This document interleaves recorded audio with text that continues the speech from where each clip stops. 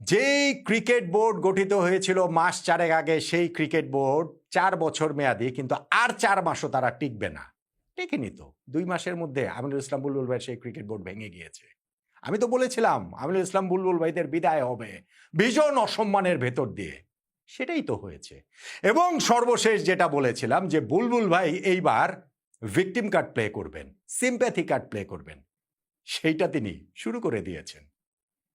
দৈনিক প্রথম আলোতে তিনি একটা সাক্ষাৎকার দিয়েছেন, তার কিয়দংশই আজকে অনলাইন ভার্সনে ছাপা হয়েছে, কালকে সেইটা প্রিন্ট ভার্সনে পুরোটাই ছাপা হবে। কিন্তু যেই কিয়দংশ দেখলাম সেইখানেই বুলবুল ভাই তার ভিকটিম কার্ডটা প্লে করেছেন দারুণভাবে, এবং সেইটা যে করবেন আমি ওই ভবিষ্যৎবাণীও আসলে করে দিয়েছিলাম। আমিনুল ইসলাম বুলবুল ভাই এই সাক্ষাৎকারের কিয়দংশে যা যা বলেছেন সেইটা যে তার কার্যক্রমের সাথে কিভাবে কন্ট্রাডিক্ট করে, সেটা নিয়ে আজকে একটু ছোট্ট করে আলোচনা করতে চাই। কালকে এই পুরো ইন্টারভিউ প্রকাশিত হলে বিস্তারিত আলোচনার সুযোগ তো আসলে থাকবেই, থাকছেই।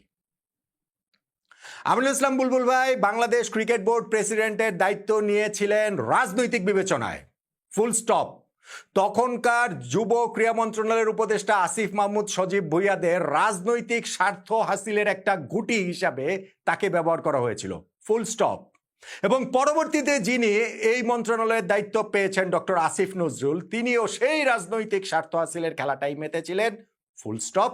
যেটার জের ধরে আমরা টি-20 বিশ্বকাপ পর্যন্ত খেলতে পারিনি। এখন সেই বুলবুল ভাইকে বিদায় নিতে হয়েছে ক্রিকেট বোর্ড থেকে, এবং সেই বিদায় নেওয়া নিয়ে তার সে কি কান্নাকাটি, সেই কান্নাকাটির একটু অংশ আজকের ওই প্রথম আলোর ইন্টারভিউর ওই জায়গাটাতে দেখেছিলাম। এবং আমি বলছিলাম যে তিনি কিভাবে নিজের কথার সঙ্গে দ্বিচারিতা হয়ে যায়, কিভাবে তার ডাবল স্ট্যান্ডার্ড হয়ে যায়, কিভাবে সেই কন্ট্রাডিকশনটা হয়, সেটাই আপনাদেরকে একটু লাইন ধরে ধরে যদি আমি একটু পড়ে শোনাই। এই ইন্টারভিউতে বুলবুল ভাই বলেছেন যে আমি অনেক দিন দেশের বাড়ি ছিলাম, 20টা সহযোগী সদস্য দেশের সঙ্গে কাজ করেছি, আফগানিস্তানের সঙ্গে কাজ করছি, সরকারের সঙ্গে একটা চর্চা দেখেছি, একটা বোঝাপড়া ছিল যেটা সাধারণত ঘটে থাকে বিশ্বে। আরেকটা জিনিস আমাকে সবসময় আত্মবিশ্বাস দিত, আমার মনে হচ্ছিল দেশটা বদলে গিয়েছে। দেশটা বদলে গিয়েছে এই আত্মবিশ্বাস তাকে দিয়েছিল। তিনি 20টা সহযোগী দেশের সঙ্গে কাজ করেছেন, সেই সব কথাবার্তাগুলো তিনি বলেছেন। কিন্তু তিনি যেভাবে ক্রিকেট বোর্ড প্রেসিডেন্ট হয়েছেন, সেটা কি বদলে যাওয়ার কোনো ছবি আমাদেরকে দেয়? ফারুক আহমেদকে একদিনের মধ্যে যেভাবে সরিয়ে জমি বিক্রি করতে আসা বুলবুল ভাইকে বোর্ড প্রেসিডেন্ট বানিয়ে দেওয়া হয়েছিল, সেইটা কি বদলে যাওয়া দেশের চরিত্রের সঙ্গে যায়? এই প্রশ্নের উত্তরটা কি বুলবুল ভাই?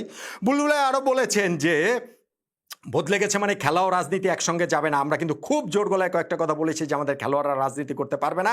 সাকিব, মাশরাফি, দুর্জয় যারা রাজনৈতিকভাবে জড়িয়ে গিয়েছিল, আমরা বলেছি যে খেলোয়াড়রা রাজনৈতিক হতে পারবে না, কিন্তু রাজনীতিবিদ কিভাবে তাহলে খেলায় আসে? মানে রাজনীতিবিদদের কাজ তো রাজনীতি করা। ফেয়ার এনাফ, খুবই সত্যি কথা। রাজনীতিবিদ তো আসিফ মাহমুদ সজীব ভুইয়াও ছিলেন। তিনি কিভাবে তার ওই রাজনৈতিক স্বার্থ হাসিলের জন্য আপনাকে ক্রিকেট বোর্ড